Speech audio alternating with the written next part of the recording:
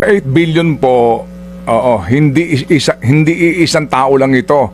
Naghati-hati sila dito sa 8 billion allocation. Ganun po ba yun, Congressman? Alam niyo, Sir Ted, yung tanong niyo po ay talagang napakahalaga at dapat ito nga talaga yung magiging subject ng mga Senate and House investigations para malaman sino ba talaga yung nakinabang sa 8B. Opo. Napakabigat po na detalye po ito sa inyong show dahil dapat ito nga talaga yung tinatalakay sa Kongreso. Opo. So, Pero kung papayagan ako ng Kongreso mamaya, idedetalye ko po ang nakalagay sa files without reaching any conclusions para lang malaman sa publiko anong nakasulat sa file ko at yung file na hawak din ng ibang mga tao sa gobyerno.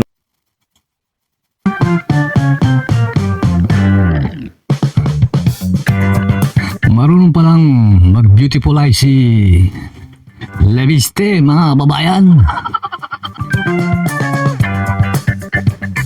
Okay, mga babayan, narinig yun sinabi ni Leviste, ha?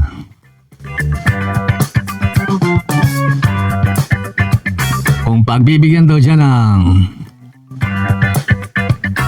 kamera para mag-privilege speech, sasabihin niya lahat kung ano nakalista sa agaw dokumento.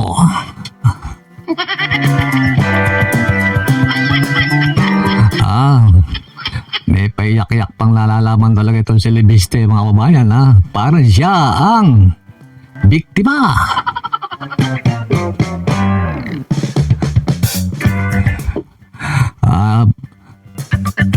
Parang mawawala ng trabaho yung Blue Ribbon Committee, ha?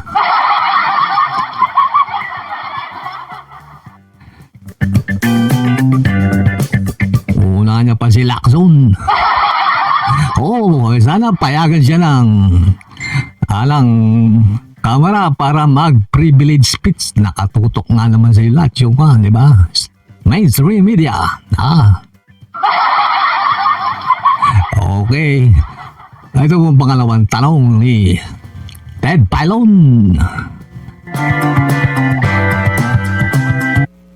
Tao sa gobyerno, si Sec Vince po ay may kopya nito. Nasa DPWH. Ibinigay ito sa ombudsman.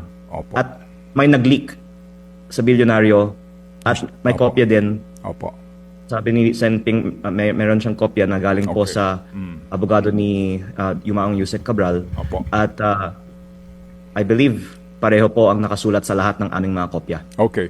Kung kayo po'y pipigilan ng Kamara na mag-privilege speech mamaya sa bagay na ito, inyong hubang kopya ng inyong pinaghandaan ng privilege speech ay inyong sasapubliko? Sir Ted, una, hindi ko pa in-analyze kasi I'm just reacting to recent events po. So, I would say though that I believe eventually the contents of the full list will be disclosed because marami pong mga may kopya na nito. At mas maganda nga hindi manggaling sa akin dahil pag galing sa akin, baka question pa. Ano ba yan? Kung hindi pala papayagan mag-privilege speech, hindi niya sasabihin, hindi niya isa sa publiko. Napakasinungaling ito tao to. Bakit? Pag may privilege speech, lahat sasabihin niya raw kung anong nasa files sa agaw dokumento ng Cabral Files. Ano ba yan? Ito si Leviste, parang solar panel to mga kababayan. Alam niyo, solar panel, nag-harvest siya ng init. Para lumakas yung baterya. Tapos malakas yung mga nagsusupply ng kuryente sa mga clip-pan, TV, washing machine. Ganyan po si Leviste, ganyan po yung negosyo niya, di ba? Solar. Para sa solar panel, mga kababayan, pag walang privilege speech, wala. Kasi kasi naman, pagka nga naman nag-privilege speech ka, mga kababayan, nakatutok lahat sa iyo yung mainstream media, pati na yung mga vlogger, marami pong manonood sa kanya. Ang gusto ko, ma-harvest ng atensyon. Ma-harvest ng atensyon. Publicity. Yan po yan. Para sa 2028, may nakapondo na sa baterya niya. Nga, kilala ka na. Tagapagtanggol ng bayan. Nakadiskubre ng mga listahan, mga kababayan. Ng soap copy.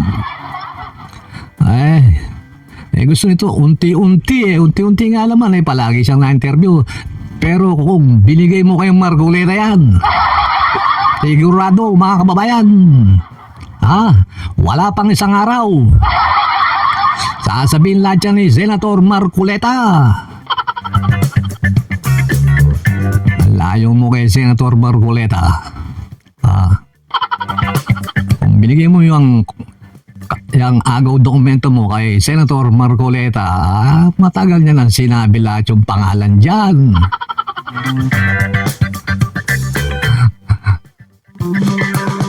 Alam po natin mga babayan, totoo yung hawak niyang files.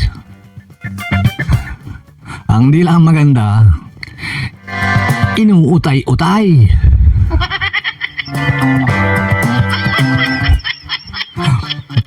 Total, nasa ombudsman na lahat yung